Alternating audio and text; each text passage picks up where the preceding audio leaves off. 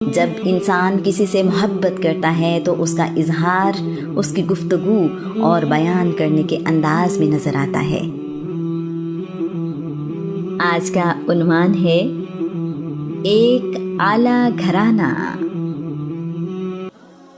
سیدہ خدیجہ سے شادی کے بعد رسول اللہ صلی اللہ علیہ وآلہ وسلم مالی اعتبار سے بھی خوشحال ہو گئے ہیں۔ آپ نے تجارت جاری رکھی ہے اور مال تجارت لے کر مختلف ملکوں میں جاتے ہیں۔ رسول اللہ جہاں بھی جاتے ہیں لوگ آپ کے اخلاق اور کاروباری لین دین سے بہت متاثر ہوتے ہیں۔ 598 عیسوی کے ابتدائی مہینوں میں سیدہ خدیجہ سے رسول اللہ کا بیٹا پیدا ہوا ہے۔ اس کا نام قاسم بن محمد رکھا گیا۔ قاسم کی وجہ سے ہی رسول اللہ کی کنیت ابی القاسم یا ابو القاسم ہوئی۔ قاسم 2 سال کی عمر میں وفات پا گئے۔ 598 عیسوی کے آخری مہینوں میں رسول اللہ کے گھر بیٹی پیدا ہوئی۔ اس کا نام زینب بنت محمد رکھا گیا۔ سیدہ زینب کی شادی کم عمری میں ہی کر دی گئی۔ اس زمانے میں چھوٹی عمر میں شادی عام ہے۔ سیدہ زینب کی شادی ان کی خالہ حالہ بنت خویلد کے بیٹے ابی العاص بن ربیع سے ہوئی۔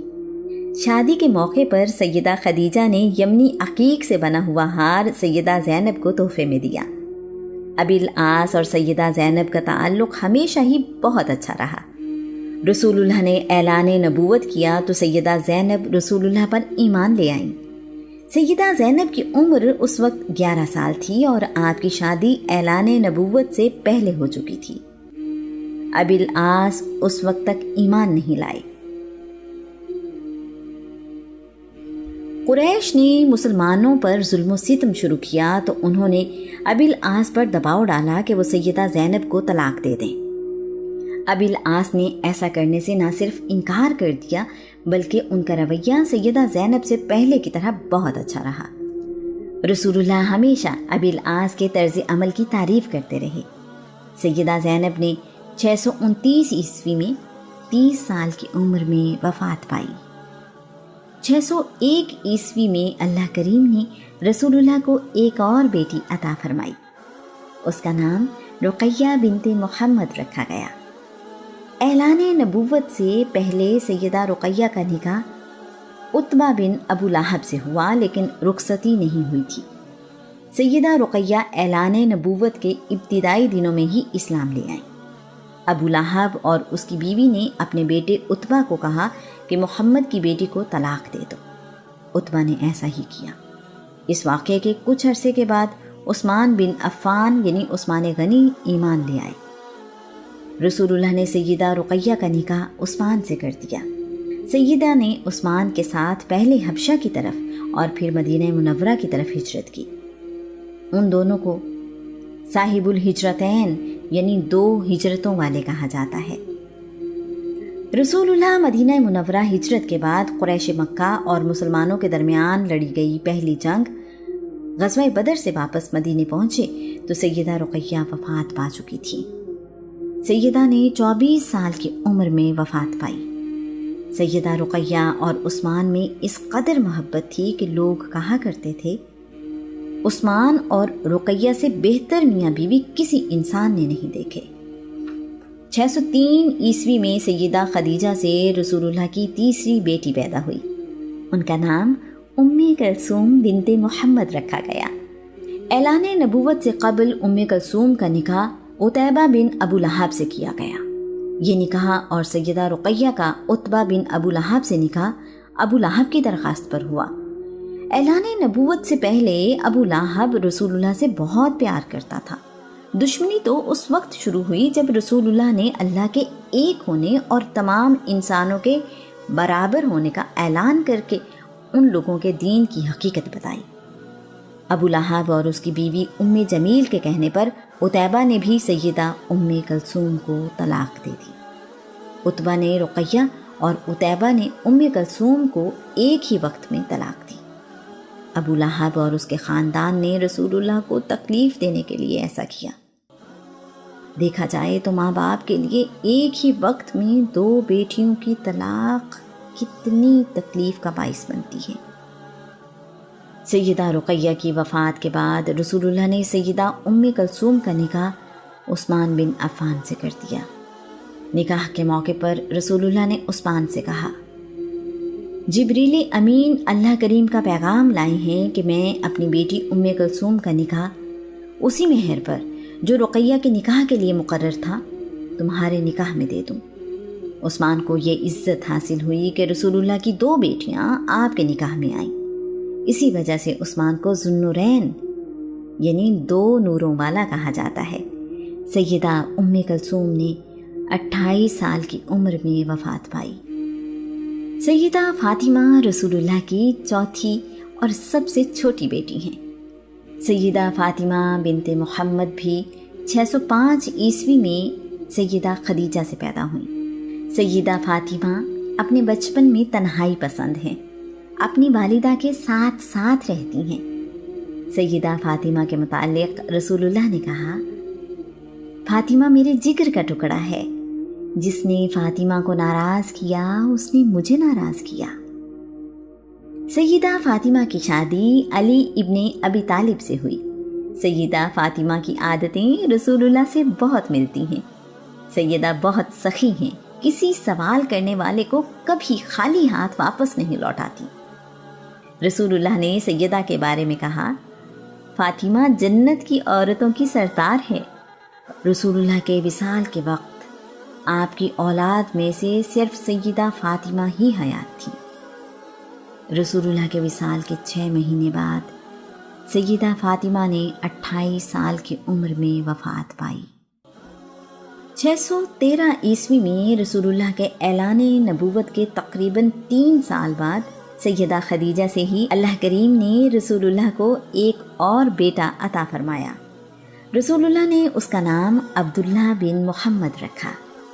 انہیں طاہر اور طیب کے لقب سے بھی پکارا جاتا تھا۔ عبداللہ بن محمد چھوٹی عمر میں ہی وفات پا گئے۔ عبداللہ بن محمد کی وفات پر بنی سہم کے سردار عاص بن وائل نے کعبے کے احاطے میں لوگوں کی موجودگی میں کہا، ابن عبداللہ کی نسل منقطع ہو گئی، وہ ابتر ہو گیا۔ اللہ کریم نے عاص بن وائل کو سورہ کوثر کی صورت میں جواب دیا، بے شک ہم نے آپ کو ہر قسم کی نعمت کثرت سے عطا کی، تو آپ اپنے رب کی نماز پڑھیں اور قربانی دیں۔ بے شک آپ کا دشمن ہی گمنام و بے نشان ہوگا۔ سیدہ خدیجہ سے رسول اللہ کے 6 بچے ہیں۔ رسول اللہ کے گھر میں ان کے علاوہ علی ابن ابی طالب اور زید بھی رہتے ہیں۔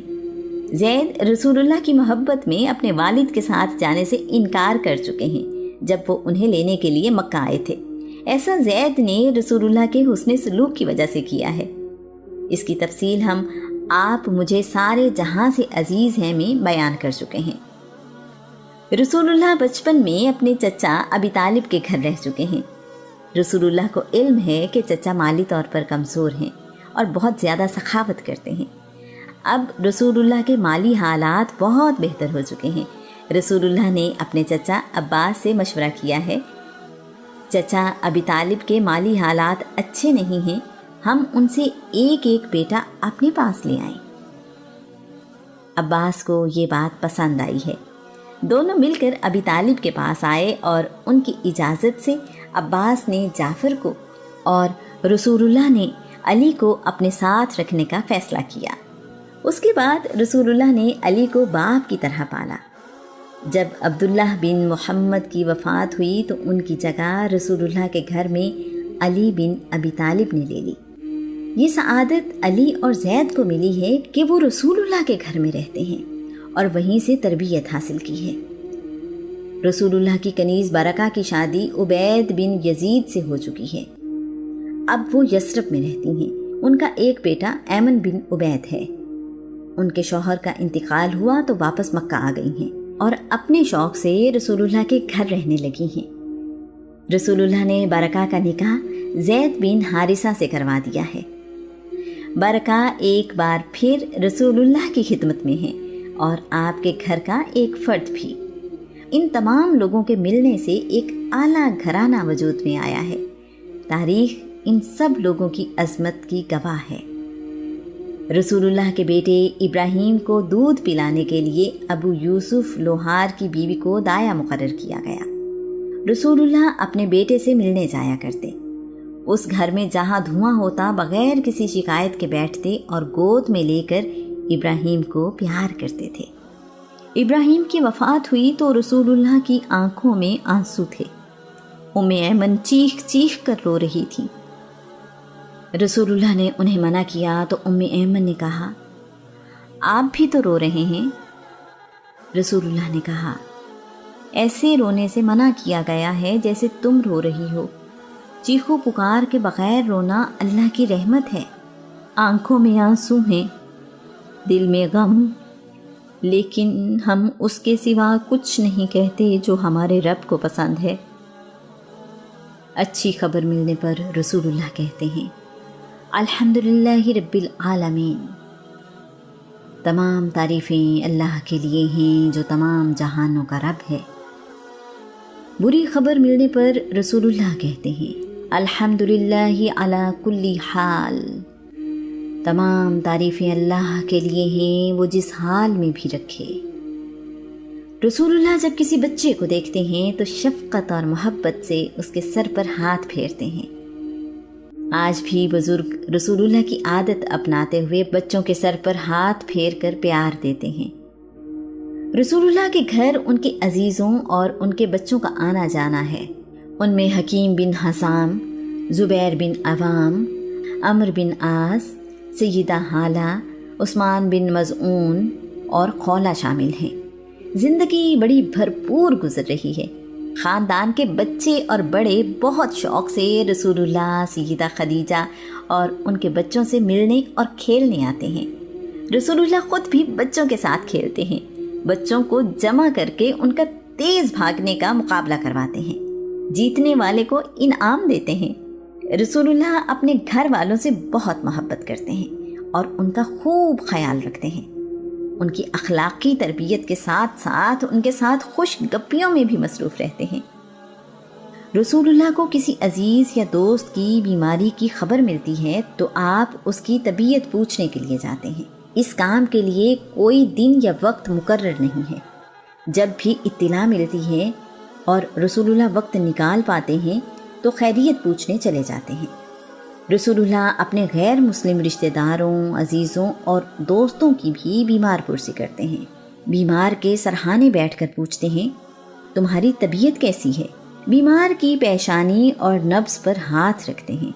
बीमार के लिए दुआ मांगते हैं। बीमार से खाने का पूछते हैं। बीमार अगर किसी चीज़ की ख्वाहिश करे और उसके लिए नुकसान देना हो तो मंगवा कर देते हैं। बीमार को तसल्ली देते हुए कहते हैं, फ़िक्र न करो, अल्लाह ने चाहा तो जल्द सेहतयाब हो जाओगे। खाने में रसूलुल्लाह बकरी की दस्ती, गर्दन और पीठ का गोश्त शौक़ से खाते हैं। गोश्त के शोरबे में रोटी डबोकर खाना रसूलुल्लाह को पसंद है। इस खाने को सुरीद कहते हैं। शहद, सिरका, खरबूजा, ककड़ी, लौकी, खिचड़ी और मक्खन पसंद हैं। ककड़ी नमक लगाकर और खरबूजा शक्कर लगाकर भी खाते हैं। दूध के साथ खजूर का इस्तेमाल भी रसूलुल्लाह को पसंद है। रसूलुल्लाह खजूर को मक्खन लगाकर शौक़ से खाते हैं। मीठा खाना भी पसंद है। मीठा पानी भी शौक़ से पीते हैं। खाना खाने से पहले हाथ धोते हैं और जूता उतार कर खाना खाते हैं। अपने लिए खाना सीधे हाथ से लेते और बर्तन से खाना अपने सामने से लेते हैं। खाना लेने के बाद अपनी दाएं तरफ बैठे हुए को खाना देते हैं। रसूलुल्लाह कभी कभार पका हुआ गोश्त छुरी से काट कर खाते हैं। रसूलुल्लाह इकट्ठे बैठकर खाना खाना पसंद करते हैं। खाने की मजलिस से उस वक्त उठते हैं जब सब लोग खाना खाकर फारिग हो जाएं। खाना खाने के बाद हाथ धोते हैं। रसूलुल्लाह ने कहा है, खाना खाने से पहले हाथ धोना तंगदस्ती को ख़त्म करता है, जबकि खाना खाने के बाद हाथ धोना वहशत को ख़त्म करता है। रसूलुल्लाह सोने के लिए दाएं तरफ करवट लेते हैं और अपना रुखसार अपने दाएं हाथ की हथेली पर रख लेते हैं। कभी सीधा भी लेटते हैं और अपना एक पाँव दूसरे पाँव के ऊपर रख लेते हैं। ऐसी तारीक जगह पर सोना पसंद नहीं करते जहाँ रोशनी न हो। सफ़र पर जाने के लिए रसूलुल्लाह जुमेरात के दिन को ज़्यादा पसंद करते हैं। सफ़र सुबह के वक्त शुरू करते हैं। अगर कहीं रास्ते में रुकना पड़े तो भी सुबह ही दोबारा सफ़र शुरू करना पसंद है। रास्ते में कोई ऐसा काम पड़े जिसमें सबको हिस्सा लेना हो तो रसूलुल्लाह भी सबके साथ मिलकर काम करते हैं। रसूलुल्लाह को तफरीह पसंद है। आपको बाग में सैर करना पसंद है। कभी अकेले और कभी अपने साथियों को लेकर बाग में जाते हैं। तालाब में नहाना भी रसूलुल्लाह को पसंद है। बारिश में कभी कभी नहाया करते हैं। कभी कभार कुएं में पाँव लटका कर भी बैठते हैं। तेज़ भागने और तीर अंदाजी के मुकाबले भी करवाते और ख़ुद भी हिस्सा लेते हैं। शादी ब्याह के मौके पर आप पसंद करते हैं कि बच्चियां दफ बजाएं और गीत गाएं। एक अंसारी बच्ची के निकाह के मौके पर रसूलुल्लाह ने सैयदा आयशा से कहा, तुम लोग गाने क्यों नहीं गाती? अंसार को ऐसे मौके पर गाना बहुत पसंद है। रसूलुल्लाह कुर्ता और चादर पहनते हैं। आपने पाजामा देखा तो उसे पसंद किया। रसूलुल्लाह ने आखिरी दिनों में अपने लिए पाजामा खरीदा, लेकिन पहनने से पहले ही आपका विसाल हो गया। इस घर का हज कमोबेश हमेशा ही होता रहा है। काबा वादी मक्का में पहाड़ों के दरमियान नशेबी जगह पर तामीर किया गया है।